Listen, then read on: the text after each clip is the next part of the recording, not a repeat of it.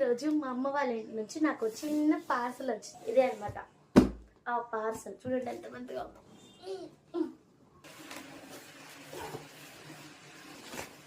గోవ్వలు నీకు బట్టలు పంపించాను. బాల్ ఏదన్నా భలే ఉంది.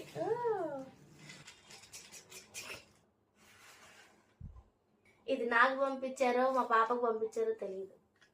కజ్జికాయలు మా ఇంట్లో చేసిన మునుగులు.